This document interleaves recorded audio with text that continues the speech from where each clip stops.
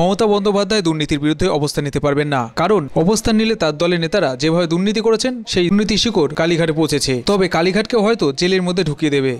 উনি বিজেপির বিরুদ্ধে অবস্থান নিতে কোনোদিনের জন্য পারবে না, কারণ বিজেপির বিরুদ্ধে যদি অবস্থান নেয় তার দলের নেতারা যেভাবে দুর্নীতি করেছে ওই দুর্নীতির শিকড় তো কালীঘাটে পৌঁছেছে, কালীঘাটকে হয়তো জেলের মধ্যে রেখে দেবে।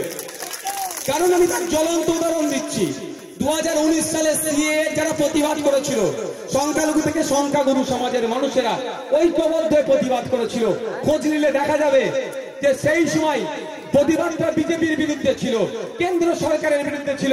মমতা ব্যানার্জি পশ্চিম বাংলার হাজার হাজার মুসলিম ছেলে মেয়েদের নামে মিথ্যা মামলা দিয়েছিল পুলিশকে দিয়ে। আরে লড়াই তো আন্দোলনটা তো গণতান্ত্রিক প্রক্রিয়ায় বিজেপির বিরুদ্ধে আমরা করছিলাম, আপনি মুসলিমকে কেন মামলা দিলেন? এর জবাবটা নিতে হবে না? মোদি মমতা একে অপরের পরিপূরক, বিস্ফোরক মন্তব্য নওশাদ সিদ্দিকীর। মোদির বিরুদ্ধে লড়াই করছে গণতান্ত্রিক প্রক্রিয়ায়, দিদির তো বুক ফাটবেই ভাই। একে অপরের পরিপূরক। জন্মদিনে ফুল মিষ্টি নওশাদ সিদ্দিকী পাঠায়নি মোদিজির, দিদিমণি পাঠিয়েছে, ওই জন্য ওনার বুক ফাটছে। শুধু তাই নয়, আপনারা ভুলে যাচ্ছেন, হয়তো আমি আপনাদের স্মরণ করিয়ে দিই। যখন হযরত মুহাম্মদ সাল্লাল্লাহু আলাইহি ওয়াসাল্লাম সম্পর্কে ওই ভদ্র মহিলাটার নাম কি বলুন না,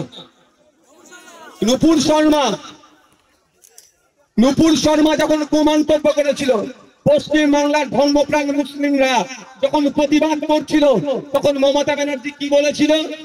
দিল্লিতে গিয়ে প্রতিবাদ করুন।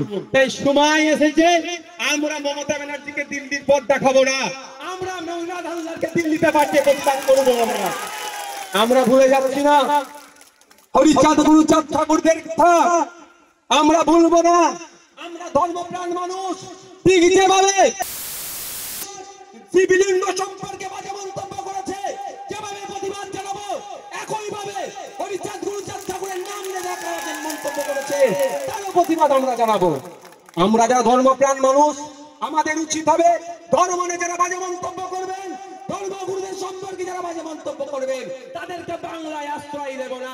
সে সৈনিক হতে পারে, মুখ্যমন্ত্রী হতে পারে, নুপুর শর্মা হতে পারে, আমরা কাউকে চিনব না যারা ধর্মগুরুদের সম্পর্কে বাজে মন্তব্য করবে।